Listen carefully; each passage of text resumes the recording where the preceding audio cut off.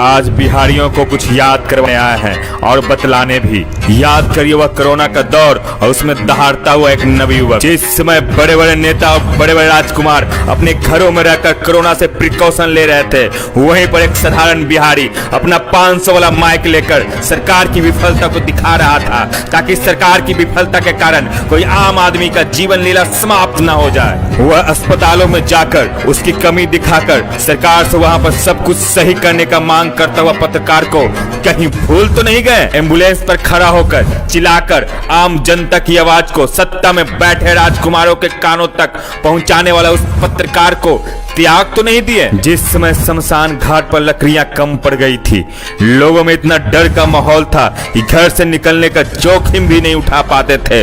उस भयावह दृश्य को कैसे भूल सकते हैं, जब लोग अपने सगे संबंधी के मरणोपरांत भी दाह संस्कार तक करने की हिम्मत नहीं जुटा पाते थे। उस समय अस्पताल से लेकर शमशान तक और सड़क से लेकर सदन तक आपके लिए चीखता हुआ आवाज कोई और नहीं बल्कि मनीष कश्यप ही था। याद करिए वह दिन जब बड़े बड़े पत्रकार जो आजकल मीडिया के इथिक्स बता रहे हैं, वह आपके लिए माइक लेकर खड़ा नहीं था। स्मरण करिए मधुबनी नरसंहार, जहां बड़े मीडिया शांत थी, वहीं सच तक वाले मनीष कश्यप के माइक पहुंची और उस नरसंहार में क्रांति आ गई और दोषियों को सजा मिल गई। जरा याद करिए पटना सिटी का जहरीली शराब कांड, जिसमें 5 लोग मरे थे और इंसाफ नहीं मिली थी, वहां पर खड़े होकर आवाज उठाया और दर्जनों अपराधी गिरफ्तार हो गए। कुछ याद है या भूलने की बीमारी है? याद है कैसे गरीब पत्रकार जिसे मीडिया का इथिक्स मालूम नहीं है, बार बार आपके लिए आवाज उठाया, आवाज बना, जिसे लोग एग्रेसिव आवाज भी कहते हैं। वह बार बार आपकी आवाज सदन तक पहुंचाने के लिए अपने आप को आग में झोंक देता। बिहार में कोई भी घटना हो, दुर्घटना हो, जहां इंसाफ नहीं मिलता, वहां से सिर्फ एक ही आवाज आती, मनीष कश्यप को बुला दो। चाहे वह किसी अपराधी के द्वारा किया गया हत्या हो, चाहे वह भ्रष्ट तंत्र के द्वारा किया गया भ्रष्टाचार हो, छात्रों की हक की बात हो, यही 500 वाला माइक ले जाकर आपको बार बार इंसाफ दिलाया। क्यों भूल गए आप उस मनीष कश्यप को? अगर भूल जाइएगा उस मनीष कश्यप को, तो आने वाला कल में आप राजनीति पार्टियों का गुलाम बनकर रह जाइएगा। अगर भूल जाइएगा उस मनीष कश्यप को जो आपके लिए आवाज बनने के चक्कर में अपना सर्वत्र न्यौछावर कर दिया और अपने आप को बर्बादी के कगार पर लाकर खड़ा कर दिया ताकि बिहार बर्बाद ना हो सके, तो याद रखिए फिर दूसरा मनीष कश्यप बनना उतना ही मुश्किल है जितना समुद्र में हीरा खोजना। बिहारी जनता से कुछ सवाल।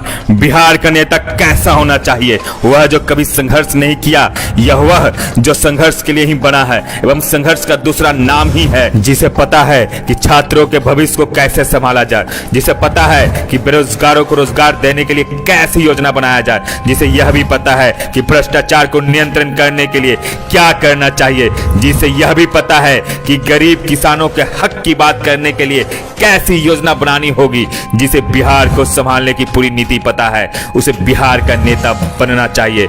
या फिर एक फेलुअर क्रिकेटर जो क्रिकेट में फेल होकर राजनीति पिच पर छक्का मारना चाहता है, वैसे राजकुमार को बिहार सौंप देना चाहिए। वैसा राजकुमार जो कभी गरीबों का दर्द को समझा ही नहीं, किसान का दर्द क्या है, गरीब का दर्द क्या है, बेरोजगारों का दर्द क्या है, जिसे पता ही नहीं।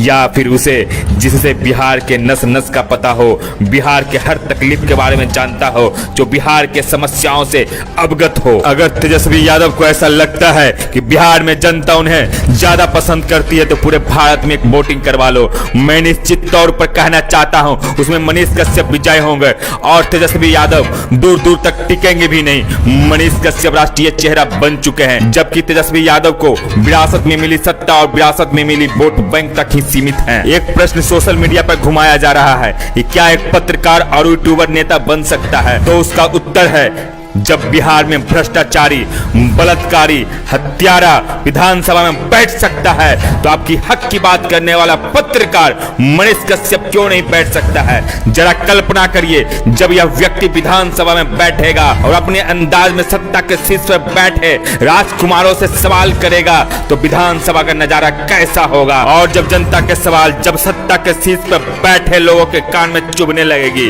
तो भविष्य का बिहार कैसा होगा? आपके कल्पना मात्र से ही आपको एहसास हो जाएगा कि बिहार को मनीष कश्यप की आवश्यकता है या नहीं।